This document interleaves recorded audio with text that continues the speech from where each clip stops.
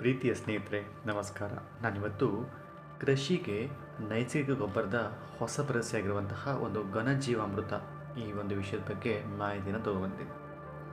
ತಾವೇನಾದರೂ ನಮ್ಮ ಕೃಷಿ ಸ್ಫೂರ್ತಿ ಚಾನಲ್ಗೆ ಹೊಸಬರಾಗಿದ್ದರೆ ಈ ಕೂಡಲೇ ಸಬ್ಸ್ಕ್ರೈಬ್ ಮಾಡಿಕೊಂಡು ನಮ್ಮ ಚಾನಲನ್ನು ಪ್ರೋತ್ಸಾಹಿಸಿ ಮತ್ತು ಬೆಂಬಲಿಸಿ. ಸ್ನೇಹಿತರೆ, ಜೀವಾಮೃತ ಅಂತಂದರೆ ಜೀವನ್ ಮತ್ತು ಅಮೃತ್ ಇವೆರಡು ಪದಗಳ ಸಂಯೋಜನೆ ಆಗಿರುವಂಥದ್ದು. ಇದನ್ನು ಜೀವಾಮೃತ ಅಂತೀವಿ. ಜೀವನ ಎಂದರೆ ಜೀವನ ಮತ್ತು ಅಮೃತ ಅಂತಂದರೆ ಅದು ಔಷಧಿಯ ಮದ್ದು ಅಂತ. ಜೀವಾಮೃತ ಎರಡು ರೂಪದಲ್ಲಿ ಲಭ್ಯವಿರುವಂಥದ್ದು. ಅದು ಒಂದು ದ್ರವರೂಪ ಮತ್ತು ಇನ್ನೊಂದು ಘನರೂಪ. ದ್ರವರೂಪದನ್ನು ನಾವು ಜೀವಾಮೃತ ಅಂತೀವಿ, ಘನರೂಪದ್ದು ಘನಜೀವಾಮೃತ ಅಂತ ನಾವು ಹೇಳ್ತೀವಿ. ಇದರಲ್ಲಿ ನೈಸರ್ಗಿಕ ಇಂಗಾಲ, ಸಾರಜನಕ, ರಂಜಕ, ಪೊಟ್ಯಾಷಿಯಂ ಮತ್ತು ಇತರ ಸೂಕ್ಷ್ಮ ಪೋಷಕಾಂಶಗಳ ಅತ್ಯಮೂಲವಾದಂತಹ ಆಹಾರವನ್ನು ಹೊಂದಿರುವಂಥದ್ದು.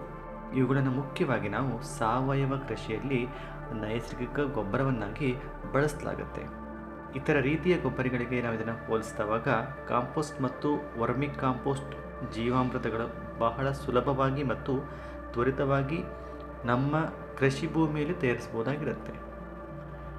ಇದು ಇತರ ಗೊಬ್ಬರಗಳೊಂದಿಗೆ ಬೆಳೆಗಳಿಗೆ ತುಂಬ ಪ್ರಯೋಜನವನ್ನು ಕೊಡುವಂಥದ್ದಾಗಿರುತ್ತೆ. ಸ್ನೇಹಿತರೆ, ಈಗಾಗಲೇ ನನ್ನ ಹಳೆಯ ವಿಡಿಯೋಗಳಲ್ಲಿ ನಾನು ಜೀವಾಮೃತವನ್ನು ತಯಾರಿಸುವಂಥ ರೀತಿ, ಯಾವ ರೀತಿಯಲ್ಲಿ ಇದರ ಸಂಪೂರ್ಣ ಮಾಹಿತಿಯನ್ನು ನಾನು ನೀಡಿರ್ತೀನಿ. ಆದರೂ ಇಲ್ಲಿ ಸಂಕ್ಷಿಪ್ತವಾಗಿ ವಿವರಿಸ್ತೀನಿ. ದ್ರವ ಜೀವಾಮೃತ ತಯಾರಿಕೆಯನ್ನು ನಾವು ಒಂದು ಬ್ಯಾರೆಲ್ನಲ್ಲಿ, ಅಂತಂದರೆ ಒಂದು ದೊಡ್ಡದಾದಂಥ ಬ್ಯಾರೆಲ್ನಲ್ಲಿ ಒಂದು 200 ಲೀಟರ್ ನೀರನ್ನು ತೆಗೆದುಕೊಳ್ಬೋದಾಗಿರುತ್ತೆ. 10 kg ಸ್ಥಳೀಯ ಹಸುವಿನ ಸಗಣಿ ಮತ್ತು 5 ರಿಂದ 10 ಲೀಟರ್ ಹಸುವಿನ ಗೋಮೂತ್ರವನ್ನು ತೆಗೆದುಕೊಂಡು ಆ ನೀರಿಗೆ ನಾವು ಸೇರಿಸಿ ಬೆರೆಸಬೇಕು. ಬ್ಯಾರೆಲ್ಗೆ 2 kg ಬೆಲ್ಲ, ನಾವು ಗೂಡು ಬೆಲ್ಲ ಅಂತೀವಿ, ಅಂದರೆ ಸಾವಯವ ರೀತಿಯಿಂದ ತಯಾರಿಸಲಾಗಿರುವಂತಹ ಒಂದು ಬೆಲ್ಲವನ್ನು ನಾವಿಲ್ಲಿ 2 kg ತಗೋಬೇಕಾಗತ್ತೆ.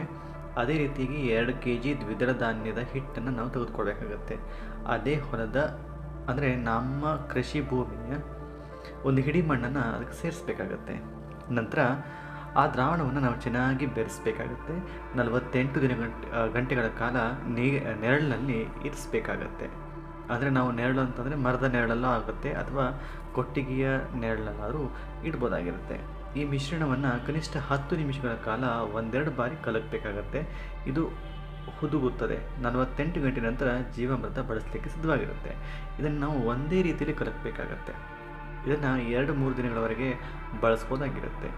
8 ದಿನಗಳ ತಯಾರಿಕೆಯ ನಂತರ ದ್ರವ ಜೀವಾಮೃತದಲ್ಲಿ ಹೆಚ್ಚಿನ ರೀತಿಯ ಬ್ಯಾಕ್ಟೀರಿಯಾಗಳು ಕಡಿಮೆ ಆಗಲಿಕ್ಕೆ ಪ್ರಾರಂಭ ಆಗುತ್ತೆ. ಸ್ನೇಹಿತರೆ, ಘನಜೀವಾಮೃತವನ್ನು ತಯಾರಿಸುವಂತಹ ರೀತಿ ಯಾವ ರೀತಿ ಅಂತ ನೋಡೋದಾದರೆ 100 kg ಸ್ಥಳೀಯ ಹಸುವಿನ ಸಗಣಿ, 2 kg ಬೆಲ್ಲ, 2 kg ದ್ವಿದಳ ಧಾನ್ಯದ ಹಿಟ್ಟು, ಜಮೀನಿನಲ್ಲಿ ಸಿಗುವಂತಹ ಒಂದು ಹಿಡಿ ಮಣ್ಣು, ಸ್ವಲ್ಪ ಪ್ರಮಾಣದ ಗೋಮೂತ್ರ, ಇವುಗಳನ್ನೆಲ್ಲ ಒಟ್ಟಿಗೆ ಸೇರಿಸ್ಕೋಬೇಕಾಗತ್ತೆ. ಕೈಯಿಂದ ಚೆನ್ನಾಗಿ ಮಿಶ್ರಣವನ್ನು ಮಾಡಬೇಕಾಗತ್ತೆ ಮತ್ತು ಮರದ ನೆರಳಿನಲ್ಲಿ ಇದನ್ನು ಇಡಬೇಕಾಗತ್ತೆ. ಇದು ಒಣಗಿದ ನಂತರ ನಾವು ಇದನ್ನು ಕೈಯಿಂದ ಪುಡಿ ಮಾಡುವಷ್ಟು ಮಟ್ಟಿಗೆ ಆಗಿತ್ತು ಅಂತಂದರೆ ಘನ ಜೀವಾಮೃತ ನಮಗೆ ಸಿದ್ಧವಾಗಿದೆ ಅಂತ ಅರ್ಥ.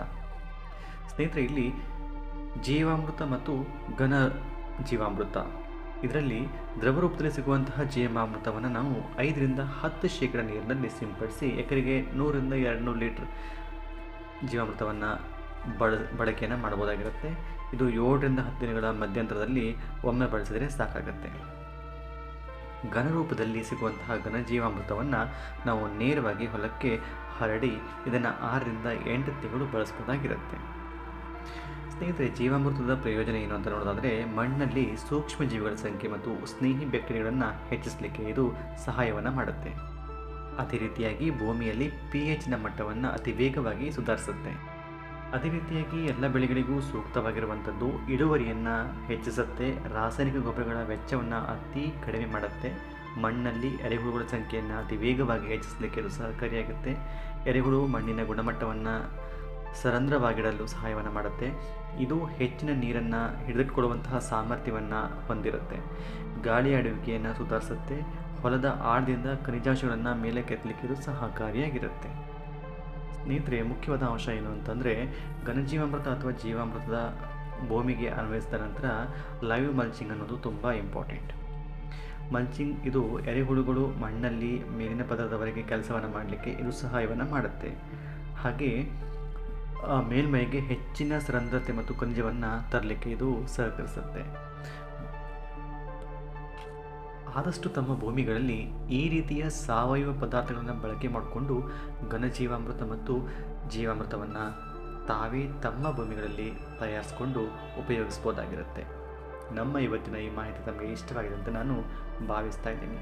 ತಾವು ನಮ್ಮ ಕೃಷಿ ಸ್ಫೂರ್ತಿ ನಮಗೆ ಹೊಸದಾಗಿದ್ದಲ್ಲಿ ಈ ಕೂಡಲೇ ಸಬ್ಸ್ಕ್ರೈಬ್ ಮಾಡಿಕೊಂಡು ನಮ್ಮನ್ನು ಬೆಂಬಲಿಸಿ ಮತ್ತು ಪ್ರೋತ್ಸಾಹಿಸಿ. ಧನ್ಯವಾದಗಳು.